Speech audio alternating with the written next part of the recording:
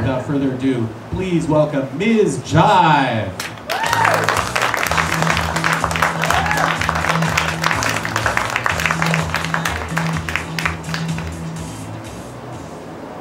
Hi. So I had to wear, of course, for Femocracy, my Orgasms Keep It Real t-shirt this evening. And I'll tell you, if you're not keeping it real, ladies, it's time to get a Bob, which is battery-operated boyfriend, for those of you who don't know.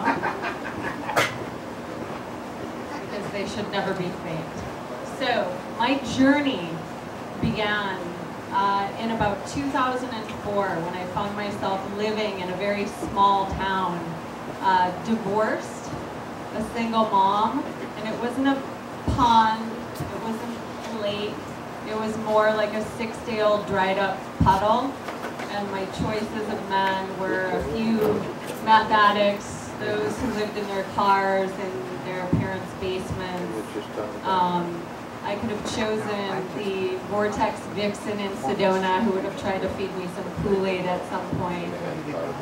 So, being a really busy broad with my own business and kids and no time and barely enough time to shave my legs or masturbate for that matter, I decided, hey, I'm going to try to meet some folks online, which I can't even tell you what my first, who here has dated online? Who, come on, raise your hands, stop being chicken shit.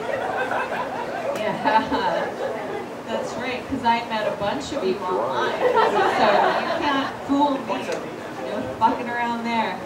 So, that first profile, I can't even tell you what it said. It was probably something like all of us. It was kind of authentic and kind of sweet and kind of nice and not at all really what my sarcastic, dry, bitchy sense of humor is probably often like. But there was one guy who we started chatting a little bit, and this set me up for just a bad taste in my mouth. So we started chatting.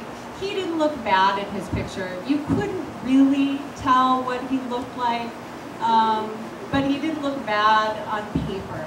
And it turned out that he lived a very short distance away. And so we devised this plan that I would do kind of a drive-by. And it was my very first online dating drive-by experience. And so I'm in my car and like, I hope he's really cute, you know? I hope he's good looking. And I pull around the corner and looking at the house numbers, and I'm like, oh shit. And it's a cul-de-sac, so stop, turn around. The first thing I see is the trailer. Okay, it's not even a double wide, it's a fucking single wide. Then I see this dude who's like 50 to 98 pounds heavier in real life than he was in his picture, leaning against his truck with a gun rack.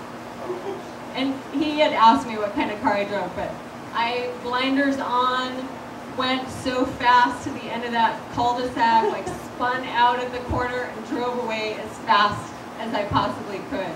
And I was like, wow, fuck, people lie online. And it really pretty much only continued to get worse from there, I hate to say. So I'm going to jump around a bit because I'm still working on all this stuff. I'm actually in the process of writing a book, and I have a bunch of stuff on the blog, but there's so many funny, juicy, creepy stories. I'm going to read you one of my more jaded. Once I decided to kind of turn it into a social experiment and actually have some fun with it, it got pretty interesting because I wrote very kind of odd profiles just to see what would happen. So this was one of my somewhat jaded profiles that I put up on one of the dating sites. Once upon a time in a galaxy far, far away, there was a profile to read that did not include the adjectives laid back, fun, easygoing, or active. Cripes. Who the fuck isn't in a perfect world? Swim would not be spelled with 2 M's. You wouldn't be searching for your soulmate. And you wouldn't have to try so hard to be funny. It would just come naturally. let's make it fresh and talk about our flaws for a change.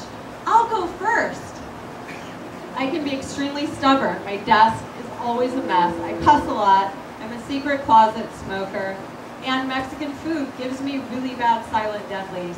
Oh, I also keep a cyst, which was hacked out of my head in a container of formaldehyde on my desk.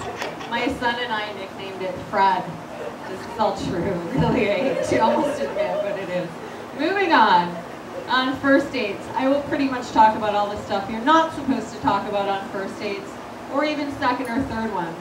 I think scars are cool. My favorite one on myself is a scope kiss from a 240 Weatherby. Goat killing. Long story.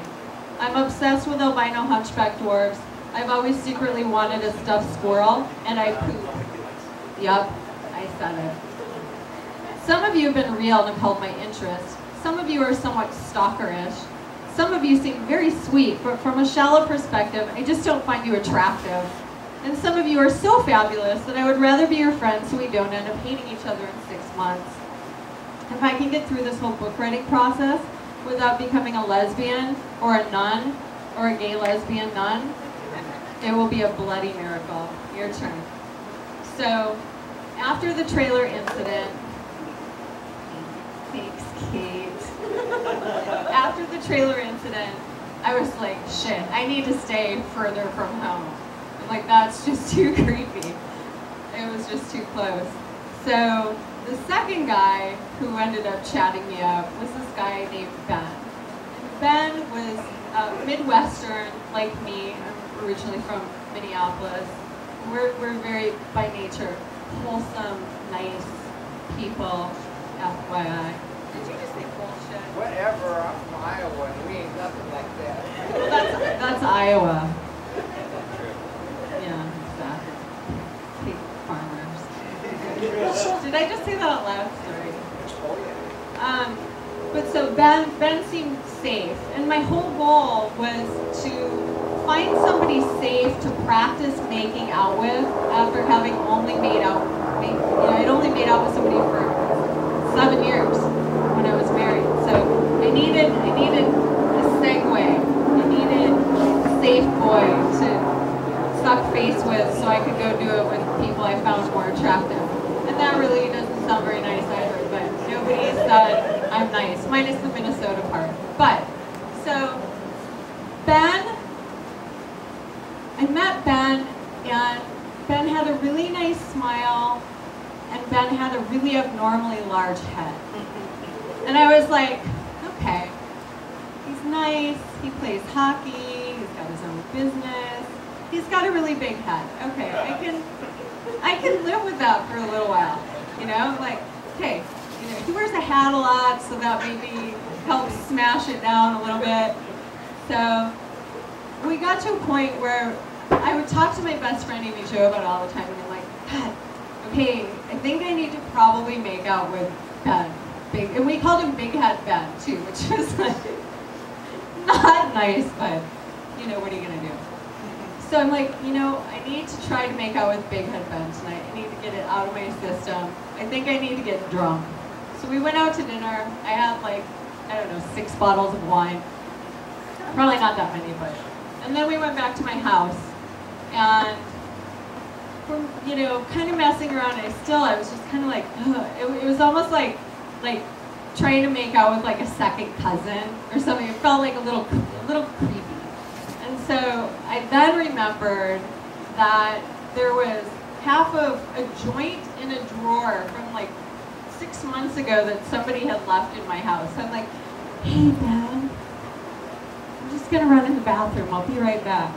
So I grabbed the joint, run in the bathroom, I'm like smoking this joint, and I go back out, and we're like playing around, you know, wrestling around, and I need somebody to help me. How about you, Michael? You come and help me. Okay, because the story wouldn't be as funny if I couldn't show you what happened. Ow!